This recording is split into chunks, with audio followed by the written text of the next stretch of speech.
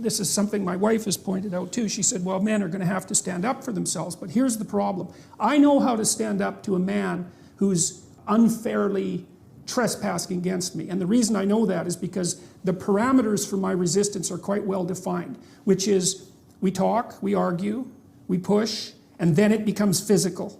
Right? Like if we move beyond the boundaries of civil discourse, we know what the next step is. Okay, that's forbidden in discourse with women. Right. And so I don't think that men can control crazy women. I really don't believe it. I think that they have to throw their hands up. There's no step forward that you can take under those circumstances, because if the man is offensive enough and crazy enough, the reaction becomes physical right away, or at least the threat is there. And when men are talking to each other in any serious manner, that underlying threat of physicality is always there, especially if it's a real conversation, and it keeps the thing civilized to some degree. For example, there's a woman in Toronto who's been organizing this movement, let's say, against me and some other people who are going to do a free speech event, and she managed to organize quite effectively, and she's quite offensive, you might say. She compared us to Nazis, for example, which, you know, publicly, using the swastika, which wasn't really something I was all that fond of. But I'm defenseless against that kind of female insanity, because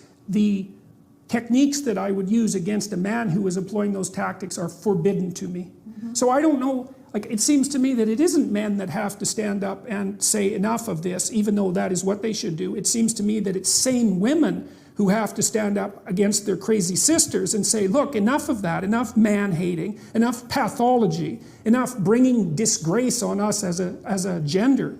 But the problem there, and then I'll stop my little tirade, is that most of the women I know who are sane are busy doing sane things, right? They're off, they have their career, they have their family, they're quite occupied, and they don't seem to have the time or maybe even the interest to go after their crazy harpy sisters. And so I don't see any regulating force for that terrible femininity. And it seems to me to be invading the culture and undermining the masculine power of the culture in a way that's, I think, fatal.